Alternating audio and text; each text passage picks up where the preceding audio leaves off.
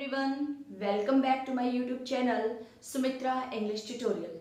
And today in the series of teaching and learning, I have brought a new and interesting member of the parts of speech family, that is conjunctions. So what are conjunctions? Conjunction is a word that is used to link or join two words, two phrases, two sentences. यानी conjunction एक वो शब्द होता है, वो word होता है जो दो वर्ड्स या दो फ्रेजेस, ग्रुप ऑफ वर्ड्स को या सेंटेंसेस को जोड़ने के लिए या लिंक करने के लिए काम आता है। तो इसीलिए क्योंकि लिंक करता है, it is also known as linking word. इसको हम लिंकिंग वर्ड के नाम से भी जानते हैं। Over here we could also write down linking word. तो इसको हम लिंकिंग वर्ड के रूप से, क्योंकि ये लिंक करता है। Now, to get the clear cut knowledge कि what conjunction are, तो हम कुछ एग्जाम्पल्स देखते हैं। इसमें देखो फॉर एग्जाम्पल फर्स्ट जो है Mehul and Rahul are brothers. अब इसमें देखो एंड जो है वो कंजंक्शन है। क्या कर रहा है ये? एक वर्ड मेहुल एंड अनदर जो नाउन है राहुल, इन दोनों को लिंक कर रहा है। तो इसमें क्या बता रहा है? सिमिलरिटी बता रहा है कि मेहुल और राहुल दोनों भाई हैं, उनमें सिमिलरिटीज क्या है कि दे आर ब्रदर्स। नेक्स्ट जो है मेहुल लाइक्स कर्ड। मेहुल जो है वो दही पसंद करता है, बट राहुल लाइक्स मिल्क। लेकिन राहुल जो है वो क्या पसंद करता है? मिल्क, दूध पीना पसंद करता है। तो इसमें कॉन्ट्रास्ट में आया है, कॉन्ट्रास्ट बताया है दोनों में कि वो ये करता है तो वो ये पसंद करता है। ठीक है, so here but is also what? It is also a conjunction, क्योंकि ये इनको लिंक कर रहा है दो सेंटेंसेस को। Mehul likes watching cartoons. अब एक नेक्स्ट में जो है मेहुल जो है उसको क्या पसंद है? टीवी पे कार्टून देखना। अगेन बट आ गया कंजंक्शन, किसको जोड़ रहा है? But Rahul likes watching informational programmes. Rahul को टीवी पे इंफॉर्मेशनल प्रोग्राम देखना पसंद है।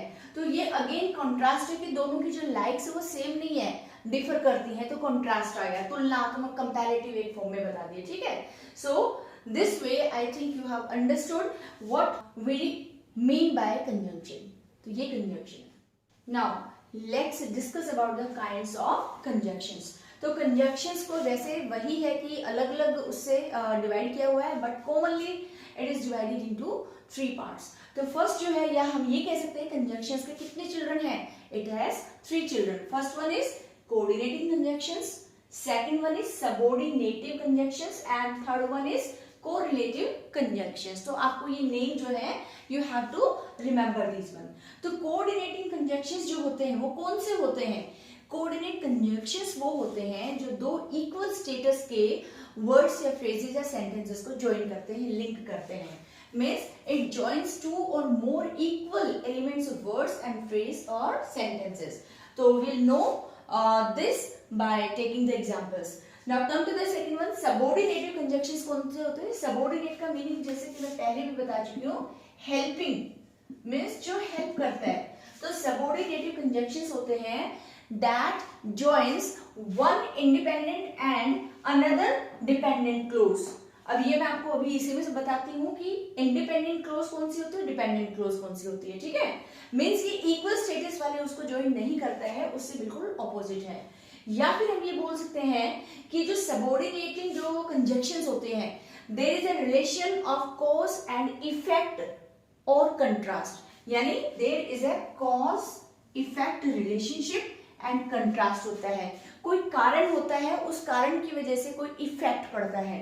तो कॉज इफेक्ट रिलेशनशिप जो है या कंट्रास्ट, यानी उसका हम कंट्रास्ट बताते हैं, वो इसमें आता है क्योंकि इक्वल स्टेटस को ज्वाइन नहीं करता। इसमें डिपेंडेंट होता है, डिपेंडेंट यानी निर्भर करती है, और एक होता है इंडिपेंडेंट जो फ्री आजाद होता है। ठीक है, I will also tell you in detail. And now come to the next one, correlative conjunctions.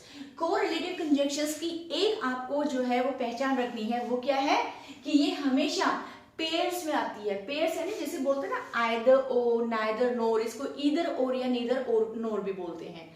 इसी तरह से नॉट ओनली बट ऑल्सो, ठीक है, या मतलब जो भी है, इस तरह की जो भी है वो पेयर्स में आती है। तो इसको हम क्या कहेंगे?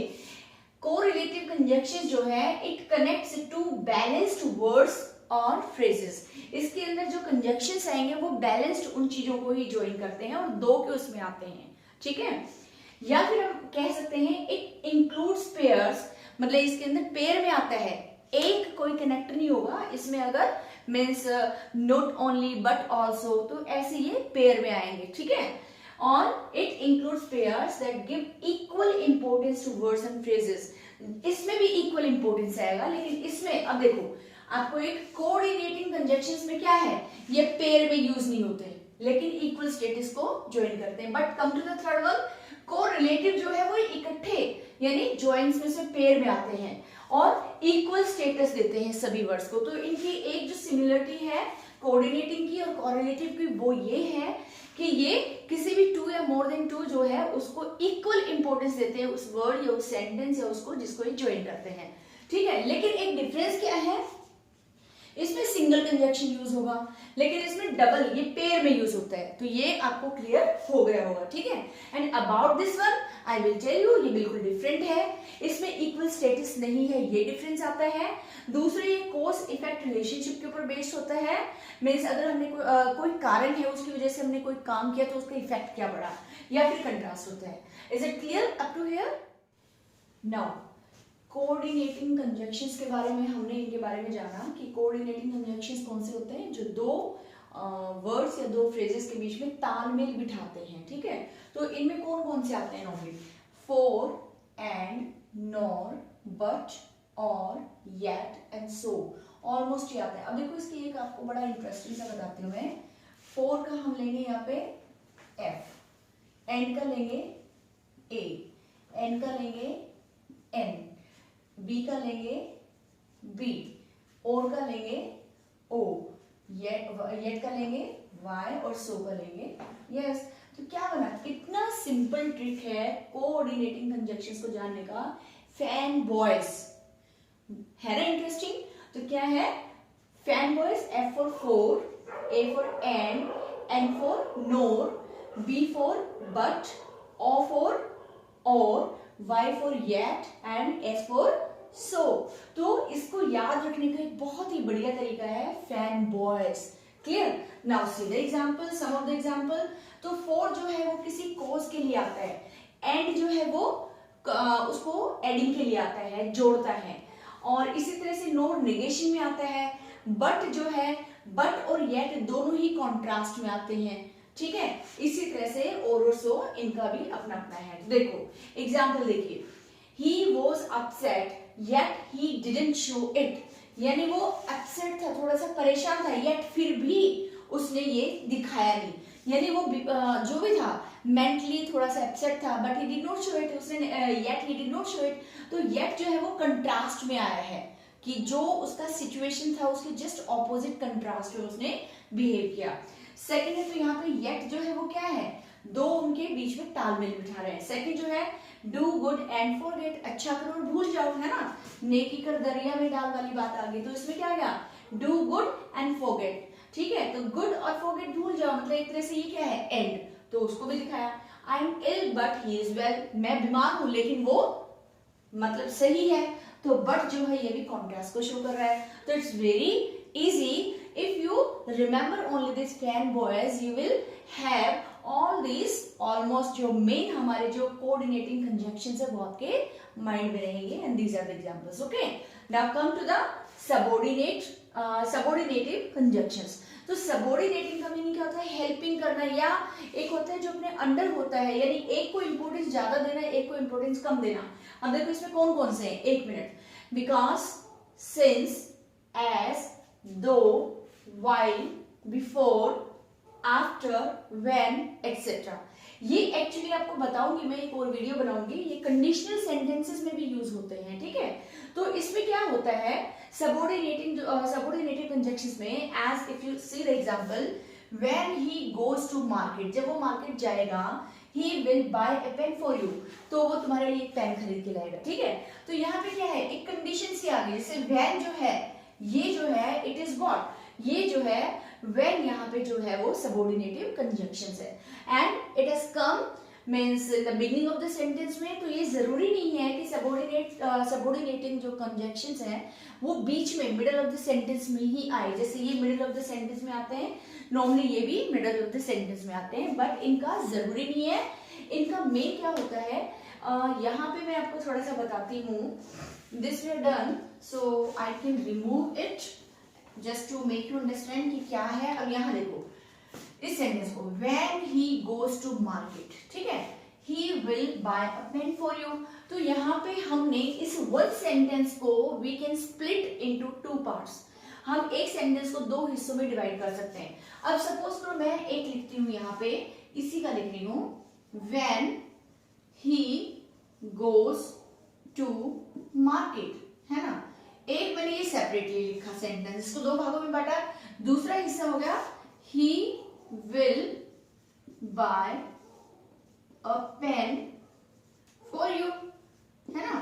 तो इनको सपोज करो हमने बिल्कुल सेपरेटली लिखा है, तो अब इसमें आपको ये पता लगाना है, इसमें एक डिपेंडेंट क्लोज होती है और एक होती है इंडिपेंडेंट। डिपेंडेंट जो निर्भर करती है, इंडिपेंडेंट जो फ्री है, ठीक है। तो जो इंडिपेंडेंट, दो चीजें हैं, डिपेंडेंट मैंने उसमें बोला भी था आपको, एक हो गया इंडिपेंडेंट क्लोज और दूसरी होगी डिपेंडेंट। तो जो डिपेंडेंट होती है, डिपेंडेंट का मीनिंग क्या होता है, निर्भर करना। अब देखो when he goes to market, अगर हमने इसको स्प्लिट किया दो सेंटेंसेस में, इसको बिल्कुल सेपरेट किया, तो हमारा दो सेंटेंस क्या बने, जब वो मार्केट जाएगा, ये बन गया। सेकेंड सेंटेंस बना, he will buy a pen for you, वो तुम्हारे लिए पेन खरीद के लाएगा।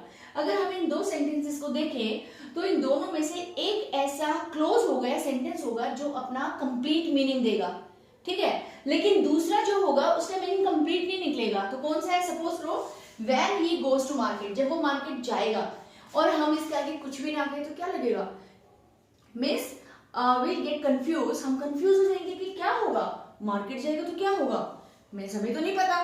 तो मीन्स ये जो सेंटेंस है, it requires another independent sentence to get its meaning clear. अपने मीनिंग को क्लियर करने के लिए इसे एक और क्लोज चाहिए, और वो जो क्लोज इसे चाहिए ना, वो कौन सी होगी, वो इंडिपेंडेंट होगी, वो फ्री होगी। तो जो इंडिपेंडेंट क्लोज होती है उसको बोलते हैं हम प्रिंसिपल क्लोज, मुख्य प्रिंसिपल क्लोज, ठीक है। और जो डिपेंडेंट क्लोज होते हैं उसको हम बोलते हैं सबऑर्डिनेट। क्या बोलेंगे, सबऑर्डिनेट। तो ये देखो उसी के फॉर्म में ये नाम बना है, सबऑर्डिनेटिव कंजंक्शंस। क्यों बोला इसको सबऑर्डिनेटिव कंजंक्शंस, ये इसको हम प्रिंसिपल कंजंक्शंस भी तो बोल सकते थे, बट नहीं, क्यों, इसका रीजन है क्योंकि ये कंजंक्शंस हमेशा सबऑर्डिनेटिव क्लोज के साथ लगती है, यानी जो डिपेंडेंट क्लोज है उसके साथ लगती है। जैसे यहाँ पे व्हेन जो है वो किसके साथ लगा, ही गोज टू मार्केट, जब वो मार्केट जाएगा, तो ये जो है ये पूरी की पूरी हम क्या बनेगी, ये बनेगी सबऑर्डिनेट, ठीक है। ये होगी सबऑर्डिनेट कंजंक्शंस, सॉरी क्लोज, यानी हेल्पिंग है। और ये he will buy a pen for me, ये सेंटेंस अपना पूरा मीनिंग क्लियर कर रहा है, वो मेरे लिए पेन खरीदेगा, तो हमें किसी भी उसकी क्वेश्चन की जरूरत ही नहीं है, ये कंप्लीटली अपना मीनिंग दे रहा है, ठीक है। तो I wanted to make you understand कि इसमें क्या होता है, सॉरी, इसमें हमें मतलब क्या समझ में आया कि डिपेंडेंट और इंडिपेंडेंट की जो हमने बात की है, ठीक है। तो इसमें when he goes to market, जब वो मार्केट जाएगा, he will buy a pen for it, तो तब वो आपके लिए पेन लाएगा। तो मीनिंग क्या है, ये जो सेंटेंस है ये हमारा है डिपेंडेंट, ये किस पे डिपेंड कर रहा है, ये इस वाली क्लोज पे डिपेंड कर रहा है, ये इंडिपेंडेंट है, ये फ्री है, ठीक है। तो इसलिए अगर हम इसको ना लगाएं तो उसका मीनिंग ही कंप्लीट नहीं होगा। तो इस तरह से यहाँ पे जो व्हेन है वो एक इंडिपेंडेंट क्लोज को डिपेंडेंट क्लोज के साथ कनेक्ट करता है, बट जरूरी नहीं है कि वो सेंटेंस के मिडिल में ही आए। हम ये भी लिख सकते हैं, he will buy a pen for you when he goes to market, वो तुम्हारे लिए पेन खरीद के लाएगा जब वो मार्केट जाएगा, या फिर जब वो मार्केट जाएगा तुम्हारे लिए पेन खरीद के लाएगा। इक्वल इसी तरह से if you run fast, if भी देखो यहाँ पे अगर, ठीक है, अगर तुम तेज दौड़ोगे तो you will catch the train, तुम ट्रेन पकड़ लोगे। अब इसमें भी अगर करोगे, जो भी कंजंक्शंस जहां पे लगी होगी हमेशा वो वाला जो पार्ट होगा वो होगा डिपेंडेंट, वो निर्भर करेगा दूसरे वाले पे, क्योंकि दूसरे वाला जो क्लोज होगी वो इंडिपेंडेंट होगी। You will catch the train, तो ही तुम ट्रेन पकड़ पाओगे। तो कंडीशन होगी ये करोगे तो आपको ये रिजल्ट, ये कॉन्सिक्वेंस मिलेगा। ठीक है, इसी का if I give you one more example, तो अगर हम कहें कि आई टुक an umbrella, I took an umbrella because it was raining. मैंने क्या किया, मैंने अम्ब्रेला लिया, क्यों, कारण था, कॉज एंड इफेक्ट, मतलब आई टुक एन अम्ब्रेला बिकॉज। अब यहाँ पे मिडल में लग रहा है आपको, बट ये है किसके साथ, इट वॉज रेनिंग, क्योंकि बारिश हो रही थी और उसके बाद हमें वो बताना है तो क्या किया, तो मैंने अम्ब्रेला लिया। तो कॉज एंड इफेक्ट वाली चीज आ गई, समझ आया, एक कॉज एंड इफेक्ट वाला रिलेशन आ गया।